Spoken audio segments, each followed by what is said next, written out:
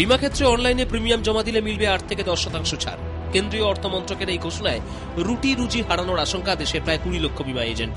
বিমা এজেন্টদের আশঙ্কা, এই সিদ্ধান্তের ফলে কাজ হারাবেন তারা।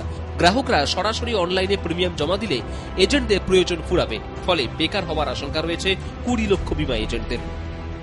গ্রামে তো কম্পিউটারই ম্যাক্সিমাম জায়গায় নেই। গ্রামের অনলাইনের স্বপ্ন তো মানুষ ভাবতে পারে না। এখনো পর্যন্ত গ্রামে যে ধরনের এলআইসি ইসিএস পলিসি চালু করেছে বা এই ধরনের পলিসি চালু করেছে, তার ম্যাক্সিমাম প্রিমিয়ামই ডিডাকশন করা যায় না। ম্যাক্সিমাম ব্যাংকের অনলাইনের ফেসিলিটি নেই, তারা চালুই করতে পারছে না। অনলাইন ব্যবস্থা ওখানে ফেলিওর, যেখানে ভারতবর্ষের 80% ব্রাঞ্চেস আর বিলংস টু রুরাল ব্রাঞ্চ, এবং 80% ব্রাঞ্চ, প্রায় 80% ব্রাঞ্চ রুরাল সেক্টরে আছে। সেই সমস্ত ব্রাঞ্চগুলো তো অনলাইন কোথা থেকে হবে? এবং সেখানে মানুষ, যেখানে গরিব মানুষ খেতে পাচ্ছে না, দুমুঠো দুবেলা খেতে পাচ্ছে না, সেখানে অনলাইনের স্বপ্ন তো একটা অলীক স্বপ্ন।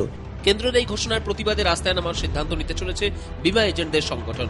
সংগঠনের মহাসচিব শ্যামল চক্রবর্তী জানিয়েছেন, 2 থেকে 3 দিনের মধ্যে সিদ্ধান্ত পুনর্বিবেচনা করা না হলে সারা দেশে প্রতিবাদ দেখানো হবে। এই ধরনের যে সমস্ত অরাজকতা চলছে ভারতীয় জীবন বীমা নিগমকে নিয়ে, কেন্দ্রীয় সরকারের যে ছেলেখেলা, এই ছেলেখেলার আমরা তীব্র প্রতিবাদ করছি এবং আমরা জানিয়ে রাখছি, আগামী 2-1 দিনের মধ্যে যদি এই সমস্যার সমাধান না হয়, হয়তো আমরা তীব্র আন্দোলনের পথে যাব সারা ভারতবর্ষ জুড়ে। আমাদের সর্বভারতীয় সংগঠনের প্রত্যেকটা এজেন্ট বন্ধুর কাছ থেকে আমরা আজকে ফোন পেয়েছি, আমরা বিভিন্ন জায়গা থেকে আবেদন এসছে আমাদের কাছে এর বিরুদ্ধে কিছু করার। আমরা নিশ্চিত করে জানিয়ে রাখি যে আগামী দিনে কিন্তু আমরা এর বিরুদ্ধে তীব্র আন্দোলনের রাস্তায় নামতে পারব।